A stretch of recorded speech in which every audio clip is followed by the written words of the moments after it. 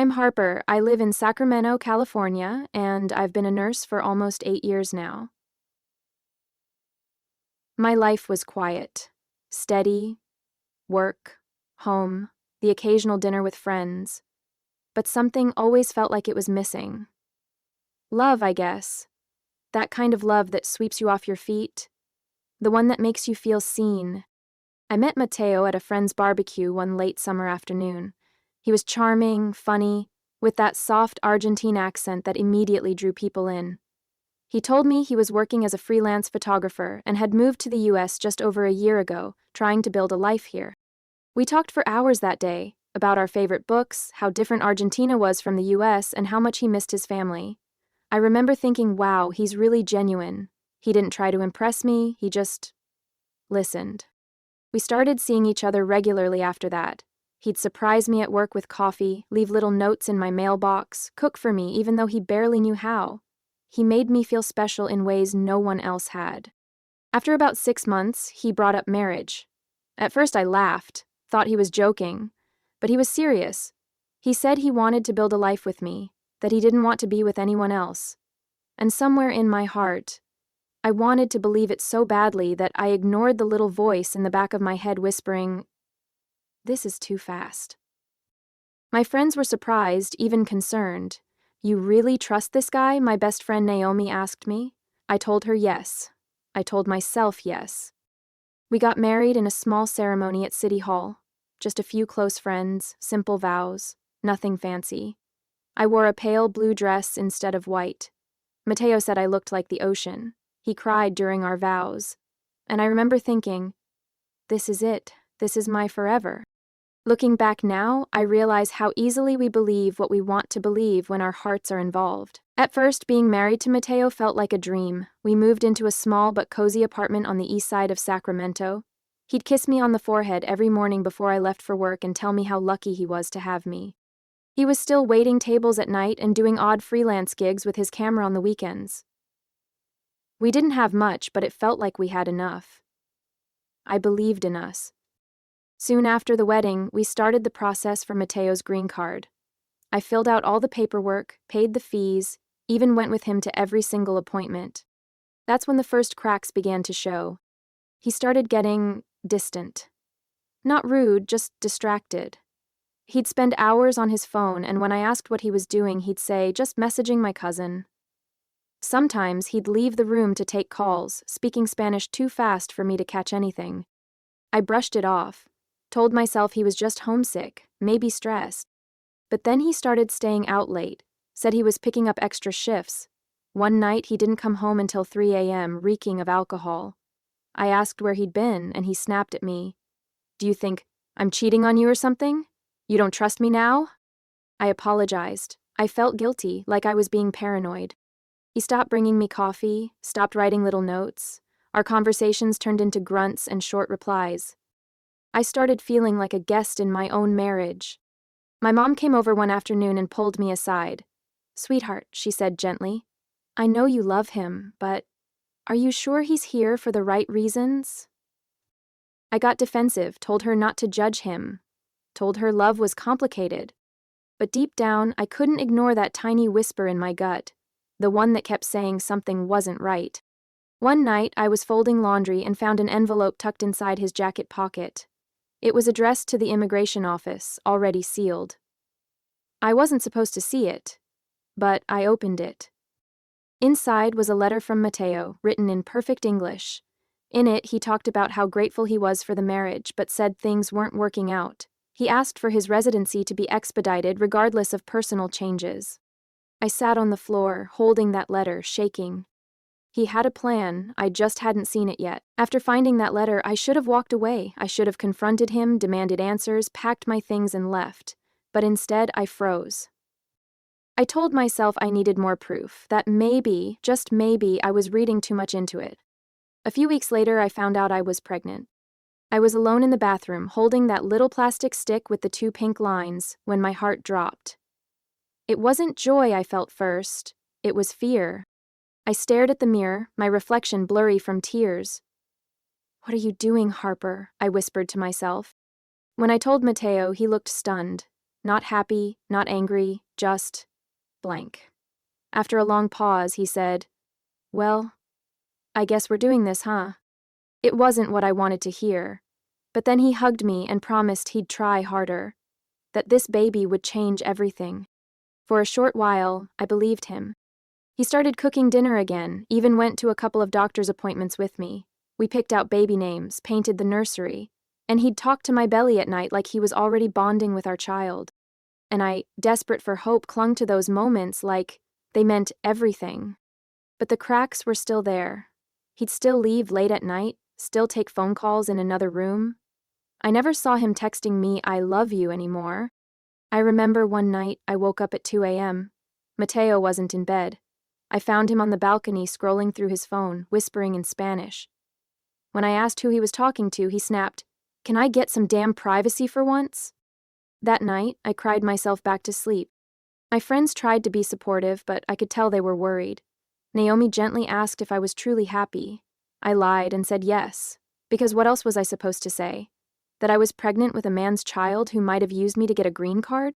Even writing that down now makes my chest tighten. Still, there were moments, small ones, where Mateo seemed like the man I fell in love with. He'd kiss my belly, read baby books, make silly jokes. And I let myself believe those moments were real. The day we had our 20-week ultrasound, I saw our baby's face for the first time. Little nose, tiny hands. I cried in that room, overwhelmed. Mateo squeezed my hand and smiled. And in that moment, I thought maybe, just maybe, we were going to be okay. The shift happened almost overnight. 3 weeks after our sonogram, Mateo's conditional green card was approved. I remember getting the letter in the mail and thinking, maybe this will take some pressure off. But it was like flipping a switch. He stopped pretending. He became colder, more distant, like he had finally exhaled after holding his breath for too long, and I was the burden he could now put down. He stayed out more often, stopped checking in. He barely looked at me when I spoke. Every time I tried to bring up the baby, he'd wave me off or say, "We'll figure it out later." Once, I asked him if he was happy, just a simple question. He scoffed and said, "Happy? No one's ever really happy, Harper. Grow up." That night, I sat on the kitchen floor, holding my belly, crying in silence. I started to realize I wasn't just alone. I was invisible. He still paid half the rent and bought groceries, but it felt transactional, like we were roommates, strangers. I tried talking to him, again and again. I told him I was scared, that I didn't feel like he was in this with me. He shrugged. Told me I was being too emotional, that pregnancy was messing with my head. When he wasn't ignoring me, he was criticizing me. How I looked, how I talked, how I was too soft. One night, I made his favorite dinner, chimichurri steak, the way he liked it back when we were dating. He barely touched it, said it was overcooked, and walked away. I stood there in the kitchen, heartbroken over a plate of food. My body was growing a human, my heart was breaking quietly, and the man who once cried during our wedding vows looked through me like I didn't exist. One weekend, I found a text on his laptop from a woman named Clara, Spanish, intimate. She missed him, she said. She couldn't wait until this was all over. I felt my knees buckle. My hands shook as I closed the laptop.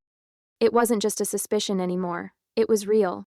I was carrying a child for a man who had never really planned to stay. But I told myself I'd hang on until the baby came. I wanted my son to be born into a world with some kind of stability. I told myself I could hold everything together just a little longer. That's what mothers do, right? The night I went into labor, Mateo wasn't home. He said he had to work late, some last-minute freelance job. I called him 5 times when the contractions started. He didn't answer. So I drove myself to the hospital. Alone. I was in pain, terrified, crying in the front seat between breaths. The nurses were kind, but I felt so utterly alone. Our son Leo was born just before sunrise, 6 pounds, 5 ounces. I held him against my chest, his tiny hand curled around my finger, and for the first time in months, I felt something close to peace. Mateo showed up 3 hours later. He brought flowers and excuses. Said he lost his phone, said he didn't mean to miss it. I wanted to scream, but Leo was sleeping in my arms, and I didn't want to raise my voice near him. The nurse asked if I wanted to list Mateo on the birth certificate. I hesitated, for a long time, but in the end I said yes. because part of me still wanted to believe he might step up and be a father. For a few days, Mateo played the part. He held Leo, took photos, even changed a diaper or two. But I could see it wasn't real. He held Leo like a prop, like something temporary. A week later, I woke up to an empty crib. At first, I thought maybe Mateo had taken Leo to the living room, but the apartment was silent. No baby noises, no rustling. Then I saw the note on the counter. Don't worry, Leo is safe. He needs to be with someone stable, someone who isn't falling apart. I fell to my knees, screaming, crying. I called the police immediately.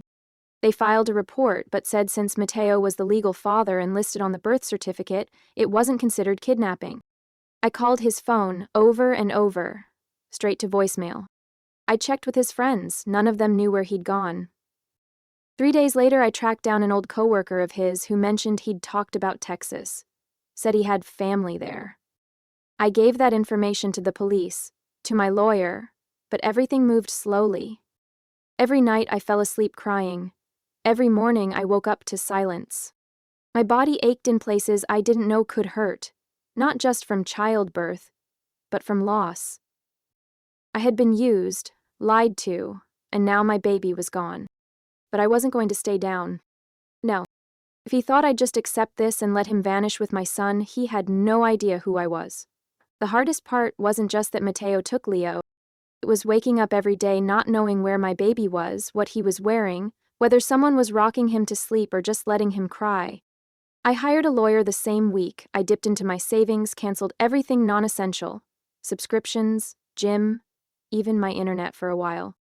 Every penny went into the custody case. We filed an emergency motion for return of custody, but Mateo's lawyer pushed back immediately. They filed their own response, accusing me of being emotionally unstable, claiming I was suffering from postpartum depression and acting irrationally. They even had photos. Photos of me looking exhausted in the hospital, of me crying in bed, of dishes piled in the sink. And the worst part? I recognized the photos. Mateo had taken them. Quietly. Without my knowledge. It was all planned. I sat in my lawyer's office, stunned, holding those printed photos. They're trying to make me look unfit, I whispered. My lawyer nodded. We'll fight it, Harper, but it won't be easy. For weeks I prepared for court, gathering witness statements, documenting everything. Naomi wrote a letter. My OBGYN testified that I did not have postpartum depression. I cried in private and fought in public. Meanwhile, Mateo kept Leo hidden. No video calls, no photos, no updates. I missed his first real smile, his first laugh, the first time he rolled over. All stolen. Then we got a lead. Mateo had rented a small house outside of Austin, Texas. My lawyer coordinated with local authorities and filed for a hearing in California Family Court. I flew to Texas with my lawyer. My heart beat so loud on the plane I thought people could hear it. The first time I saw Leo again, he was crawling on a living room rug, chewing on a soft toy. He looked up at me, blank at first, but then his eyes widened. He reached for me and whimpered. I dropped to my knees, arms open.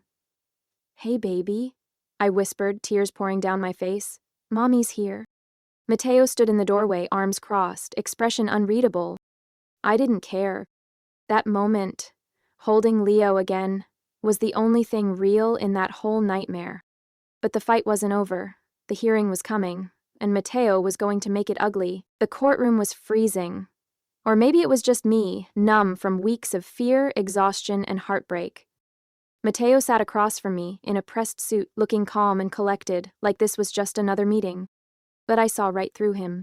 He had stolen my baby, tried to erase me. And now, he was acting like I was the unstable one. The judge listened intently as both lawyers made their opening arguments. Mateo's attorney painted a picture of a father trying to protect his child from a mother in crisis. I wanted to scream. Then my lawyer stood, calm, precise, and she began laying it all out.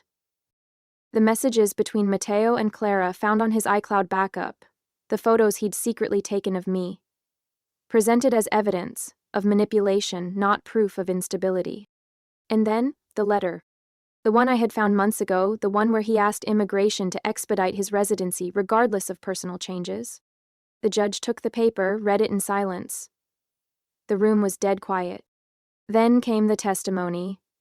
Naomi, bless her heart, told the court how I'd practically raised Leo alone, how she'd seen me break, cry, and still get back up.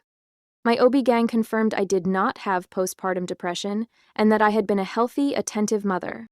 I sat, hands shaking, heart pounding, as the judge looked between me and Mateo. And then, in a voice steady and final, she ruled. Full custody to the mother, supervised visitation only for the father. I broke down in that courtroom. I didn't care who was watching.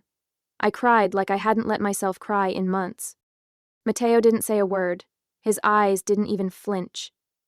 He just stood and walked out, like it had all been a business deal gone wrong. But to me, it was everything. I held Leo so tightly that night, kissing his forehead over and over, whispering, "Mommy's got you.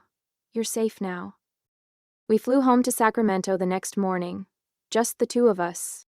I had no job waiting, no nursery set up anymore, no plan beyond the next 24 hours. But I had my son, and that was enough to start over. Starting over wasn't glamorous. The day after we landed in Sacramento, I unpacked 2 suitcases, one filled with Leo's clothes and bottles, the other with legal documents and court papers. That was all we had. I moved into a small studio apartment above an elderly couple's garage. It smelled like dust and old books, but it was quiet, safe. I applied to every nursing job I could find. I borrowed a crib from Naomi. I bought diapers with what little I had left in my checking account. Leo slept in a corner of the room, wrapped in blankets. I slept next to him on a fold-out couch. It wasn't perfect, but it was ours. For the first time in a long time, I felt free. Not happy, not yet, but free. There were nights I still cried, quietly, after Leo had fallen asleep. Grief is strange. You grieve not just what happened, but what should have been. The life you pictured, the love you thought you had. But with every passing day, I grew stronger. I found part-time work at a small community clinic. The pay was low, but the people were kind and my shifts were flexible. I spent every spare minute with Leo. His first birthday came sooner than I expected. We didn't have cake or balloons, but we had music, dancing, and messy mashed bananas. He laughed so hard, he hiccuped. That laugh, that pure sound, was the moment I knew we'd be okay. One evening, months later, I got a letter from immigration. Mateo's permanent green card had been denied. Apparently, the judge had submitted documentation after our custody case. The government had reviewed everything. His intent, the fraud, the manipulation. He would be facing removal proceedings. I sat with the letter in my hand for a long time. I didn't smile, didn't celebrate. I just felt done. This part of the story was over. I'll never get back the months I lost or the peace that was stolen from me. But I have something better now. Clarity. Leo is 2 years old now. He loves trucks and peanut butter and clings to me when he's sleepy. He doesn't remember the chaos. But I do. And I carry it so he won't have to. If you're listening to this and you're in the middle of something similar, please know you are not weak. You are not crazy. You are surviving. And one day you'll be free too. Just like I am.